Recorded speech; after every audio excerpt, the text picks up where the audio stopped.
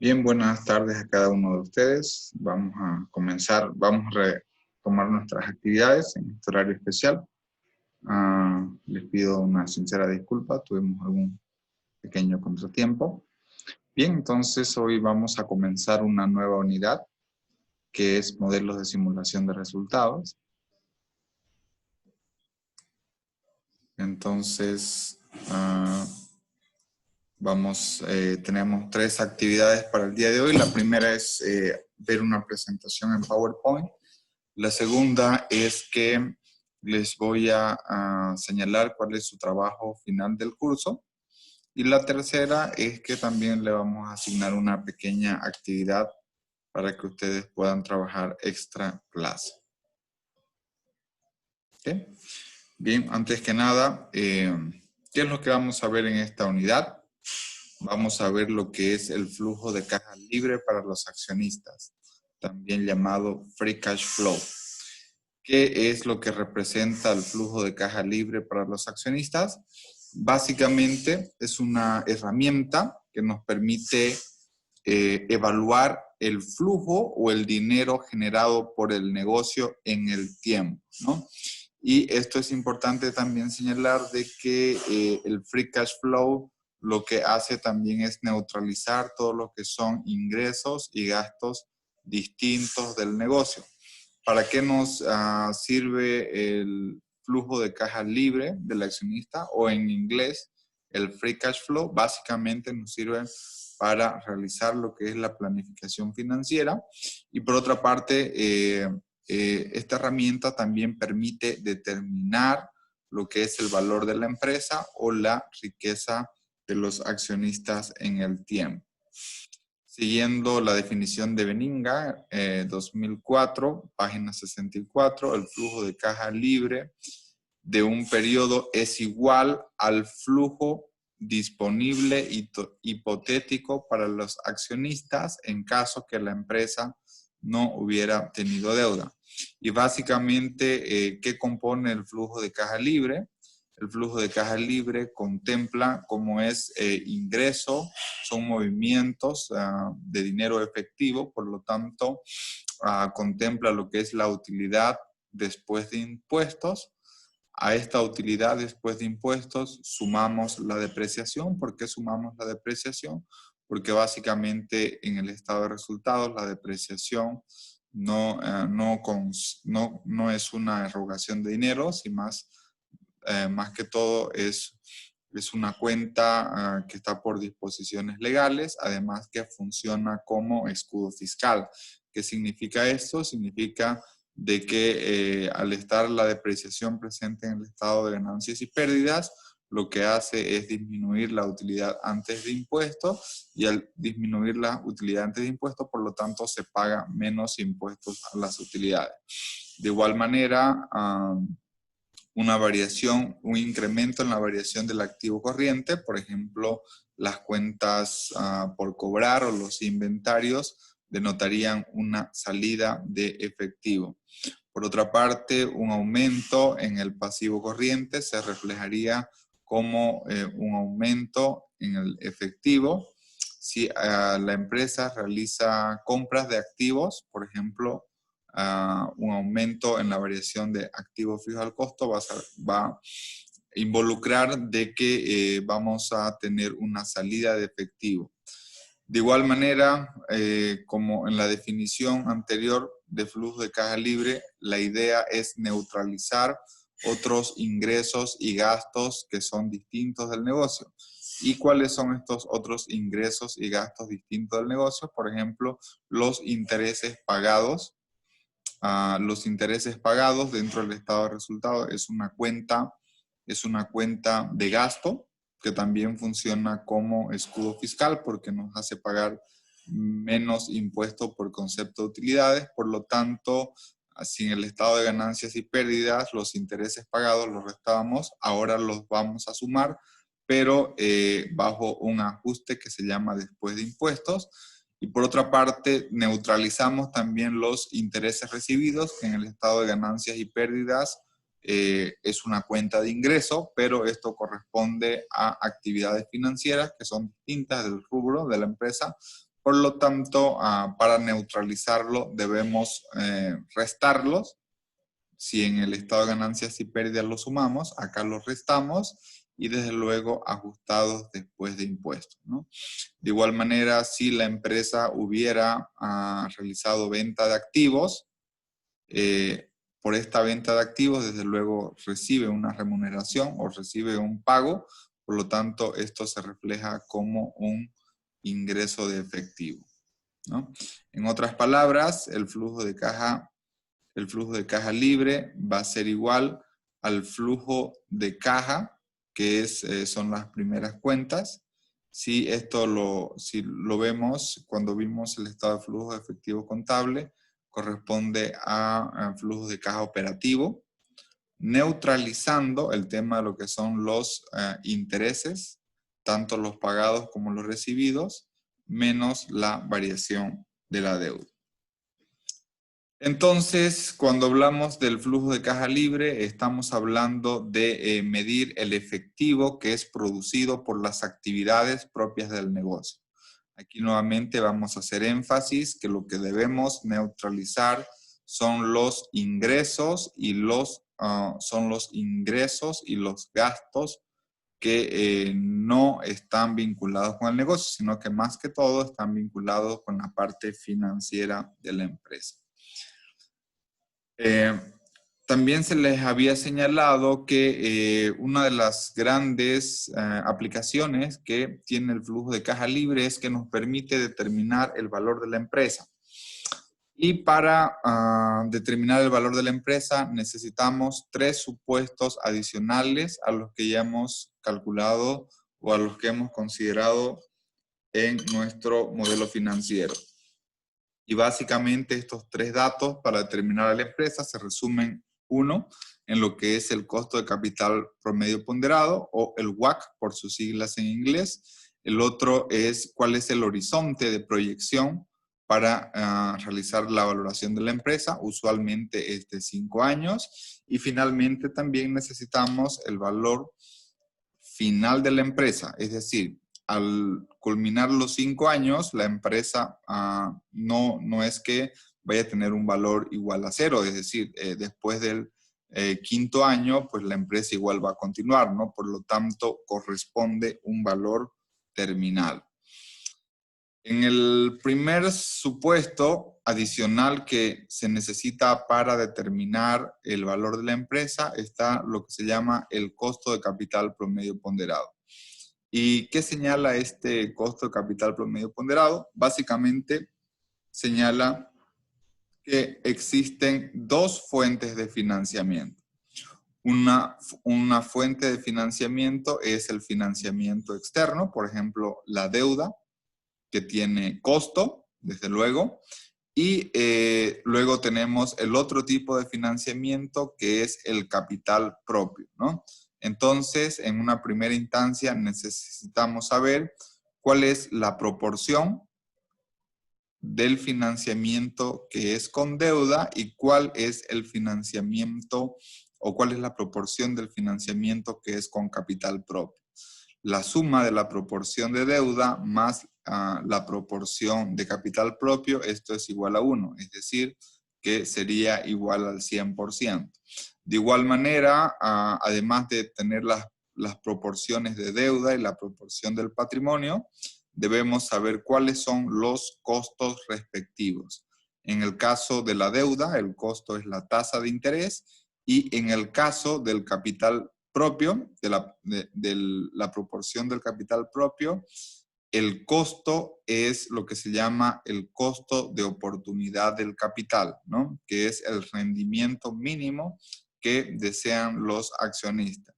De igual manera, desde el punto de vista de la deuda, debemos ajustar por 1 menos TX, donde TX involucra lo que es la tasa impositiva a las utilidades. ¿Y cuál es la lógica? La lógica es de que si una empresa tiene mayor apalancamiento o proporción del financiamiento, valga la redundancia, con deuda externa, por lo tanto va a pagar más tasa de interés, y al pagar más tasas de interés desde luego ello involucraría de que pagaría mayor impuesto a las utilidades, porque recuerden ustedes, como lo había mencionado de forma previa, lo que nos hacen los intereses pagados por concepto de deuda es que nos hacen disminuir las utilidades, ¿no? Y al disminuir las utilidades, desde luego las empresas pagan menos impuestos por concepto de utilidades. Uno de los grandes problemas para determinar el costo de capital, el costo de oportunidad del capital, es cómo determinamos o qué metodologías existen para determinar este costo del financiamiento interno. Y básicamente existen dos mecanismos alternativos. Uno que es el modelo KPM, que considera el modelo KPM. El modelo KPM determina lo que es la tasa de rentabilidad mínima exigida por los accionistas, la cual depende de, en primer lugar, una tasa libre de riesgo. Esta tasa libre de riesgo generalmente son los bonos del Tesoro de Estados Unidos. Luego, de igual manera, contempla lo que es una tasa de mercado, que esta tasa de mercado está denotada por lo que son los rendimientos en el mercado bursátil, y tenemos un parámetro beta, que es un parámetro de coeficiente de riesgo, ¿no? Entonces, este es el primer modelo.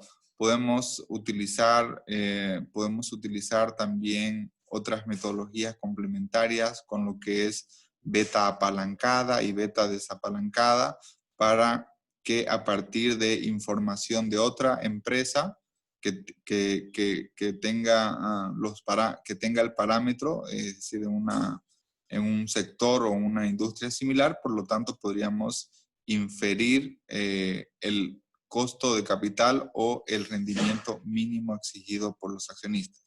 Hay otro modelo que es más fácil para determinar el rendimiento mínimo exigido por los accionistas, que es el modelo de Gordon. ¿Y cuáles son los elementos que contempla el modelo de Gordon? Básicamente tenemos un dividendo, que es el dividendo inicial, que está dividido entre el precio por acción en el año 0 de proyección, y luego esto nos involucra de que los dividendos van a ir creciendo a una determinada tasa de crecimiento en los dividendos, y desde luego también esto es para el primer año de proyección, y luego van a crecer de manera constante a nuevamente una tasa de crecimiento. En resumen, podemos determinar el costo de oportunidad del capital, ya sea por el método de KPM o como también por el modelo de Gordon.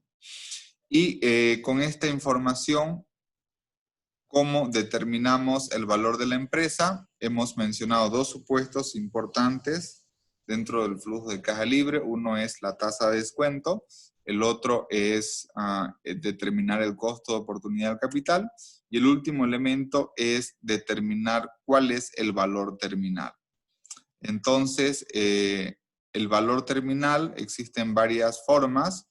Una de ellas, por ejemplo, es que el valor terminal del último año de proyección es equivalente al valor presente de todos los flujos futuros del año 6 en adelante. Entonces, lo que vamos a ver básicamente es cómo determinamos este valor terminal. Pero ¿cuál va a ser el valor de la empresa? Si utilizamos flujos futuros y si mencionamos de que el horizonte estándar de proyección es de 5 años, por lo tanto, el valor de la empresa es un valor presente. ¿De qué?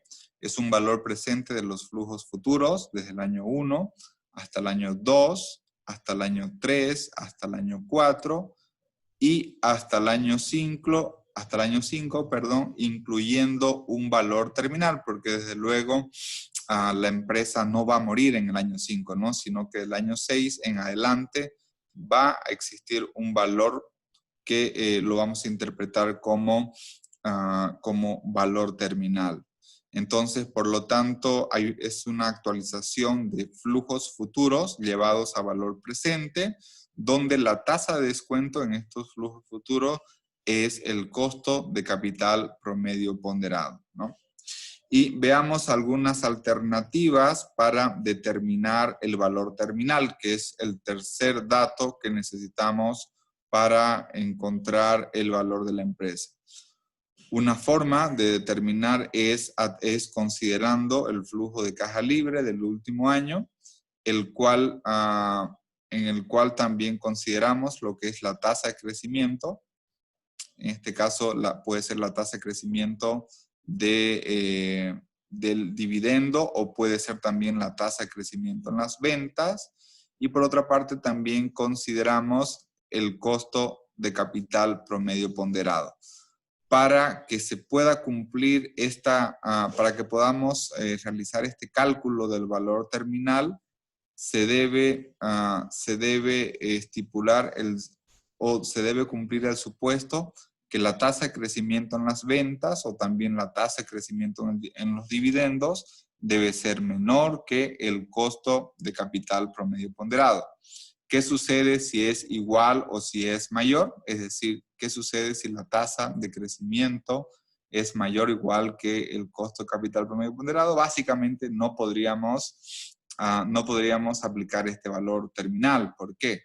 Por ejemplo, si ambos fueran iguales, básicamente el denominador sería 0, ¿no? Y al considerar de que tenemos una división entre un número de 0, por lo tanto, eso sería indefinido. Por otra parte, ¿qué sucedería si la tasa de crecimiento en las ventas o en los dividendos es mayor que el costo capital promedio ponderado? Pues básicamente tendríamos un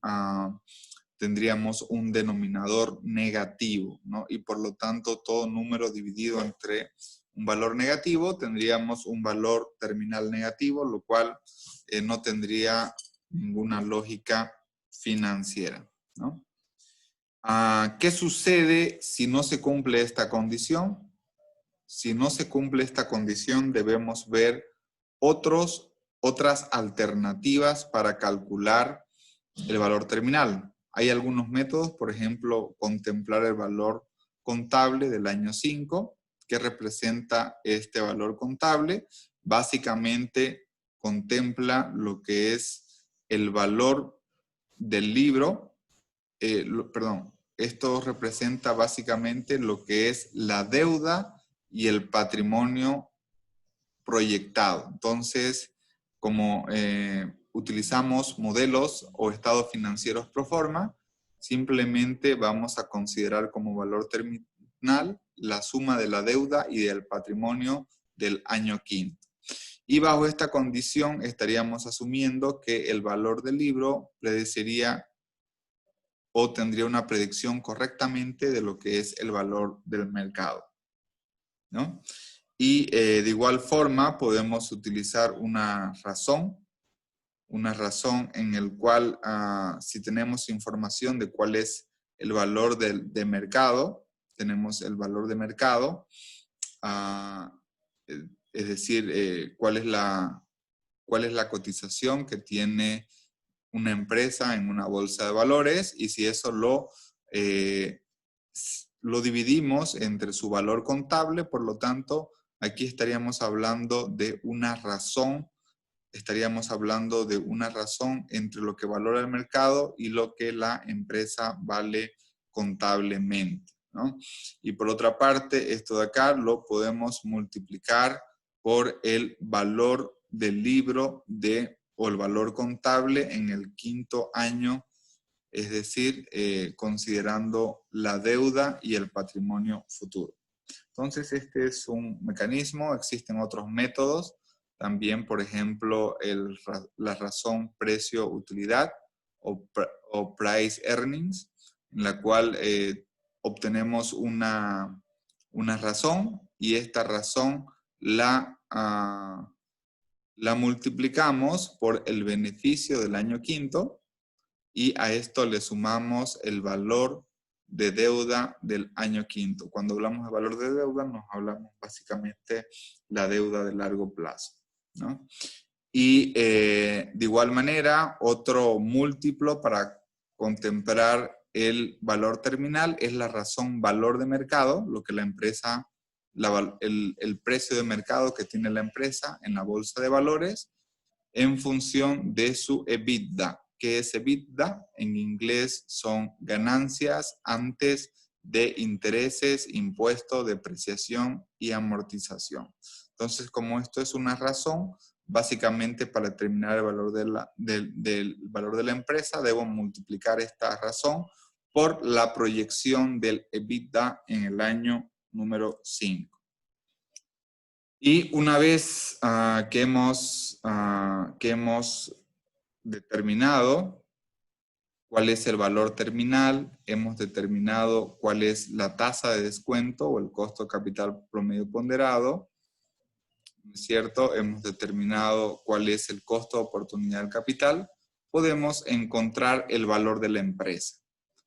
¿Y cuál es el valor de la empresa? Básicamente, el valor de la empresa es una sumatoria entre el valor presente de los flujos de caja libre y del valor terminal. Esto es futuro, es decir, la empresa en el tiempo va a generar cierto nivel de flujo. Entonces, el valor de la empresa es un valor presente de esos flujos futuros. ¿Ok? Entonces, y a este valor presente también le sumamos lo que son las disponibilidades e inversiones temporarias del año cero. Y por lo tanto, este va a ser el valor de la empresa. Si a este valor de la empresa le restamos lo que es el valor de la deuda de largo plazo del año cero, por lo tanto, vamos a tener el valor accionario o el valor patrimonial, pero con base en flujos de caja futuro. Bien, entonces la referencia bibliográfica en esta presentación es el libro de Benninga, Financial Modeling, segunda edición. Hasta ahorita nosotros hemos realizado modelos financieros en la cual hemos realizado proyecciones de estados financieros pro forma, básicamente con estado de ganancias y pérdidas, básicamente con lo que es el balance general y con lo que es el estado de flujo de efectivo contable. El cuarto modelo, el cuarto proceso que vamos a incorporar dentro de nuestro modelo financiero es el flujo de caja libre para los accionistas o el free cash flow. Entonces, de esta manera, como en forma de resumen, nos permite realizar lo que es ya la planificación financiera en la empresa y lo más importante, nos permite determinar el valor de la empresa o la riqueza de los accionistas. Y aquí yo voy a culminar con un ejemplo. Voy a suponer de que tengo una empresa, voy a suponer de que es una empresa constructora. En esta empresa constructora voy a suponer que está quebrada, es decir, no tiene clientes, no tiene mercado. Por lo tanto, ¿cuál es el valor de la empresa? Básicamente es el valor de liquidación de sus activos. ¿Qué sucedería si esta empresa tiene clientes, si tiene mercados, si genera flujo? Pues básicamente el valor de la empresa va a ser ese flujo, ¿no? Como inversor, yo voy a comprar los flujos de la empresa, pero voy a comprar esos flujos futuros valorados en términos presentes y desde luego cuando llevo un valor futuro a un valor presente, ese proceso de actualización debe existir una tasa de descuento. Y en el caso de la valoración de empresas, esa tasa de descuento está medida por el costo de capital promedio ponderado.